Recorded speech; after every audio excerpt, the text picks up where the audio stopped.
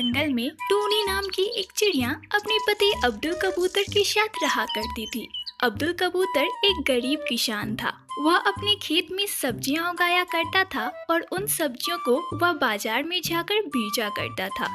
सब्जी ले लो सब्जी, ताजी हरी हरी सब्जी, सब्जी ले लो सब्जी। अब्दुल कबूतर की आवाज सुनकर वहाँ बहुत सी पंछियों की भीड़ होने लगती है, क्योंकि अब्दुल कबूतर की सब्जियाँ बहुत ही ताजी और सस्ते दाम पर थी। इसलिए सारी पंछियाँ उसी से सब्जियाँ खरीदा करती थी। कुछ ही मिनटों में अब्दुल कबूतर की सारी सब्जियाँ बिक जाती है और वह वापस घर आ जाता है। ये लीजिए बेगम साहिबा, आज की कमाई और थोड़ी सब्जियां भी बचा कर लाया हूँ। आज आप इसे ही रात के खाने में बना दीजिए। ठीक है जी, मैं यही सब्जियां बना देती हूँ। तब तक आप हाथ पैर धो लीजिए। कुछ दिनों बाद ही टूनी चिड़िया ने अपने घोंसले में एक अंडा दिया और कालांतर में उस अंडे से एक बहुत ही प्यारी चिड़िया बाहर निकली, जिसे देखकर टूनी चिड़िया और अब्दुल कबूतर की खुशी का ठिकाना नहीं रहा। उन्होंने उसका नाम टुनटुनी रखा। ऐसे ही कुछ दिन बीत जाते हैं। वे दोनों अपनी नन्ही टुनटुनी के साथ बहुत खुश थे कि एक रात अचानक बहुत तेज बारिश और तूफान होने लगती है। बारिश को देखकर अब्दुल कबूतर थोड़ा घबरा जाता है और वह अपनी पत्नी टूनी चिड़िया से बोलता है, बेगम साहिबा, बारिश तो रुकने का नाम ही नहीं ले रही। मुझे एक बार खेत जाकर देख लेना चाहिए। अगर सब्जियों को कुछ हो गया तो हमें बहुत नुकसान हो जाएगा। पर अब्दुल जी, बारिश तो बहुत तेज हो रही है और रात का समय है। अब्दुल जी, हम थोड़ा और इंतजार कर लेते हैं, शायद बारिश रुक जाए। टुनटुनी चिड़िया की बात अब्दुल कबूतर मान लेता है और बारिश के रुकने का इंतजार करने लगता है। इंतजार करते करते लगभग 1 घंटा बीत जाता है, पर बारिश रुकना तो दूर, अब वह और तेजी से होने लगी थी। तेज बारिश को देखकर अब्दुल कबूतर के सब्र का बांध अब टूट जाता है और अब वह अपनी सब्जियों को देखने के लिए इस तेज तूफान में घर से बाहर निकल जाता है। अब्दुल कबूतर जब खेत पहुंचता है तो देखता है कि खेत में अब बारिश का पानी भरने लगा था, जिसकी वजह से सब्जियां खराब होने लगी थी। या अल्लाह, ये क्या हो गया? अगर जल्दी मैंने इन सब्जियों को पानी से बाहर नहीं निकाला तो सारी सब्जियां खराब हो जाएंगी। मुझे जल्दी कुछ करना होगा। अब्दुल कबूतर एक एक करके सब्जियों को पानी से बाहर निकालता और उन्हें ले जाकर एक सुरक्षित स्थान पर रखता। तभी अचानक से आसमान में एक जोरदार बिजली कड़कती है, जो सीधे जाकर अब्दुल कबूतर के ऊपर गिरती है।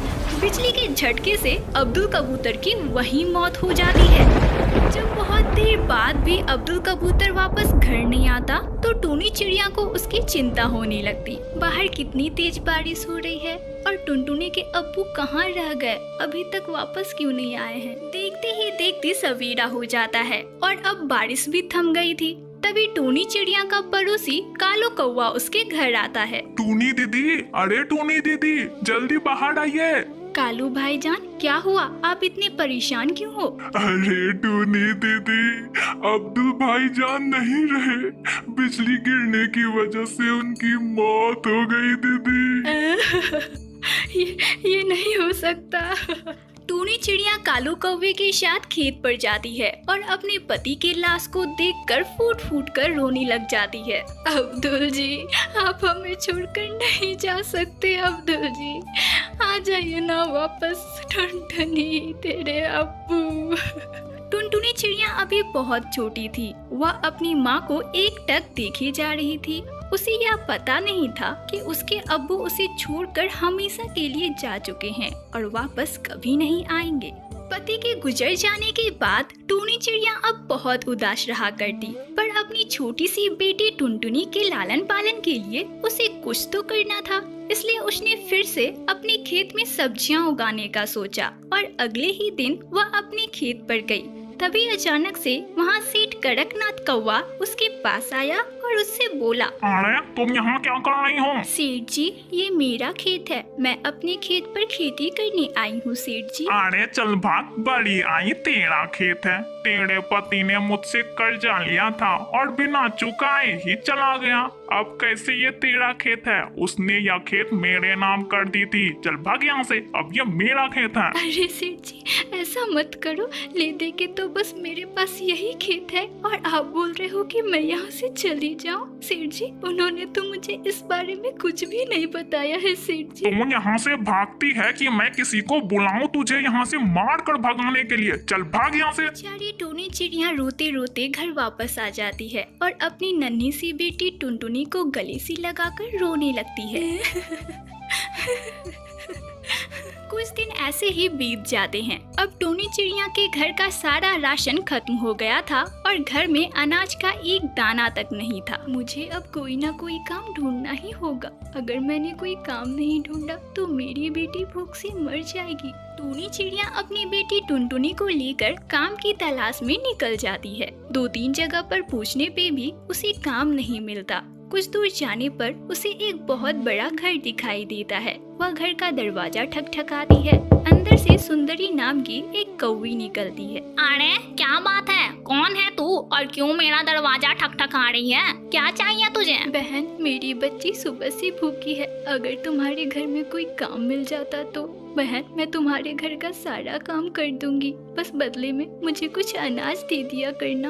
अरे नहीं नहीं, मेरे घर में तेरे लायक कोई काम नहीं है, तू जा यहाँ से। बहन, ऐसा मत बोलो, मैं तुम्हारे पैर पकड़ती हूँ बहन, मुझे कोई काम दे दो। अच्छा अच्छा ठीक है, तू मेरे घर पे कल से काम करने आ जाना और ले अनाज के ये कुछ दाने हैं, अपनी बच्ची को खिला दे। कल से टाइम से आ जाना, नहीं तो मैं तुझे काम से निकाल दूंगी। ठीक है बहन, मैं टाइम से आ जाऊंगी। तुम्हारा बहुत बहुत शुक्रिया बहन। अब टोनी चिड़िया रोजाना सुंदरी कौवी के घर में ईमानदारी से काम किया करती और सुंदरी कौवी काम के बदले उसे अनाज के कुछ दाने दिया करती, जिससे वह अपनी बेटी टुनटुनी का भरण पोषण किया करती। ऐसे ही कुछ साल बीत जाते हैं। अब टुनटुनी चिड़िया थोड़ी बड़ी हो गई थी। एक दिन वह अपनी दोस्त मुनमुन चिड़िया के साथ खेल रही थी। तब मुनमुन चिड़िया उसे अपने जूते दिखाते हुए बोलती है, टुनटुनी, ये देख, ये अब्बू ने मुझे दिए हैं और पता है उन्होंने मुझे बोला है कि ईद पर वे मुझे इससे भी सुंदर जूते खरीद के देंगे। तभी वहाँ सुंदरी कौवी की बेटी फूल कुमारी आ जाती है। अरे इस गरीब से तू क्या पूछ रही है? इस गरीब के पास उतने पैसे नहीं है कि ये जूते पहन सके। हाँ, तू मुझसे पूछ, मेरे पास तो इससे भी सुंदर सुंदर जूते हैं। हाँ। फूल कुमारी, तुम ज्यादा मत बोलो। इस बार मुझे अम्मी ने बोला है कि इस ईद पर वे मुझे एक जूती जरूर खरीद के देंगी और तुम देखना, तुम्हारी जूती से मेरी जूती बहुत सुंदर होगी। इतना बोलकर टुनटुनी चिड़िया गुस्से से लाल होकर वापस घर आ जाती और अपनी अम्मी टूनी चिड़िया से बोलती है, अम्मी, मुझे आप इस बार ईद पर जूते ही दोगी। अम्मी, मेरे सारे दोस्तों के पास जूते हैं और वे मेरा मजाक उड़ाती हैं कि मेरी अम्मी गरीब है और वे मुझे जूते कभी नहीं देगी।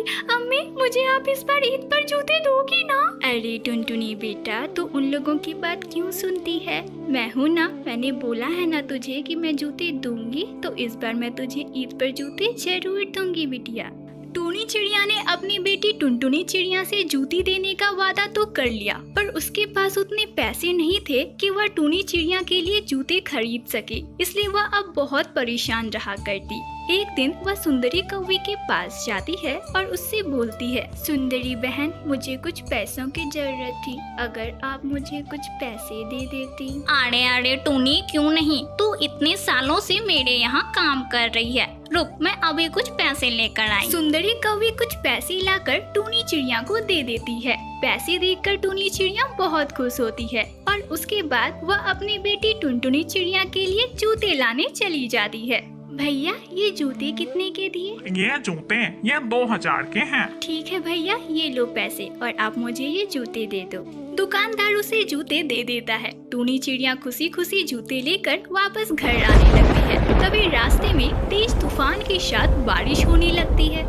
टूनी चिड़िया जब वापस घर आती है तो देखती है कि एक जहरीला सांप उसकी बच्ची टुनटुनी की ओर बढ़े जा रहा है। वह बिना कुछ सोचे समझे उन दोनों के बीच आ जाती है और वह जहरीला सांप टूनी चिड़िया को डसकर वहाँ से भाग जाता है। सांप के काटते ही टूनी चिड़िया बेहोश हो जाती है। माँ, माँ उठो ना, माँ, माँ तुम्हें क्या हो गया? माँ, माँ, माँ उठो ना। अपनी माँ की यह हालत देख टुनटुनी चिड़िया अपनी परुशन बबली कबूतरी के पास मदद मांगने के लिए जाती है और उसका दरवाजा खटखटाते हुए बोलती है, काकी, बबली काकी, दरवाजा खोलो ना, देखो ना मेरी माँ को क्या हो गया है। काकी, काकी बबली कबूतरी एक बहुत ही निर्दयी चिड़िया थी। टुनटुनी के इतना चिल्लाने पर भी वह दरवाजा नहीं खोलती है। हार पछताकर टुनटुनी वहाँ से चली जाती है और अपनी माँ के पास जाकर फूट फूट कर रोने लग जाती है। माँ जागो ना, माँ तुम्हें क्या हो गया? माँ जागो ना माँ। तभी टुनटुनी को एक आवाज सुनाई देती है। वह आवाज का पीछा करते हुए जंगल पहुँच जाती है, जहाँ पर उसे एक घर दिखता है। वह घर का दरवाजा ठकठकाती है। अंदर से एक सपेरा बाहर निकलता है और टुनटुनी चिड़िया से बोलता है, अरे बेटी, इतनी बारिश में तुम यहाँ क्या कर रही हो? आओ बिटिया, अंदर आओ। नहीं बाबा, मुझे अंदर नहीं आना। बाबा आप मेरे साथ मेरे घर चलो ना बाबा। बाबा मेरी माँ को देखो ना, क्या हो गया है बाबा, वो उठ नहीं रही है। बाबा कोई भी मेरी मदद नहीं कर रहा, आप मेरी मदद करो ना बाबा। अरे बिटिया, चल चल, तेरा घर कहाँ है? चल मुझे अपनी माँ के पास लेकर चल, मैं देखता हूँ मैं क्या कर सकता हूँ। वह सपेरा बिना कुछ सोचे समझे टुनटुनी चिड़िया के साथ उसके घर चला जाता है। जब वह घर पहुंचता है और टुनी चिड़िया को देखता है, वह समझ जाता है कि उसे एक जहरीले सांप ने काटा है। वह अपने झोले से एक जड़ी बूटी निकालता है और उसे टुनी चिड़िया के घाव पर लगा देता है। सुबह तक टुनी चिड़िया बिल्कुल ठीक हो जाती है। अरे बिटिया देख, तेरी माँ अब ठीक हो गई। अब अपनी माँ का ध्यान रखना। बाबा आपका बहुत बहुत शुक्रिया, पर बाबा मेरे पास आपको देने के लिए इस जूते के अलावा कुछ भी नहीं है। बाबा आप इसे रख लो। अरे बिटिया, तू तो बहुत समझदार है, पर बिटिया ये जूते तो नए लग रहे हैं। शायद तेरी माँ ने इसे तेरे लिए ईद में पहनने के लिए लाए होंगे। बिटिया तू ही इसे रख और ईद में तू इसे जरूर पहनना। अब मैं चलता हूँ बिटिया। इतना बोलकर वह सपेरा वहाँ से चला जाता है। कुछ देर बाद टुनी चिड़िया को होश आता है। तब टुनटुनी उससे लिपट कर रोने लग जाती है और उससे बोलती है, अम्मी अम्मी तुझे होश आ गया, अम्मी तू ठीक हो गई, अम्मी मेरी प्यारी अम्मी। अगले दिन ईद पर टुनटुनी चिड़िया उन जूतों को पहनती है और खुशी खुशी अपने दोस्तों के साथ ईद मनाती है।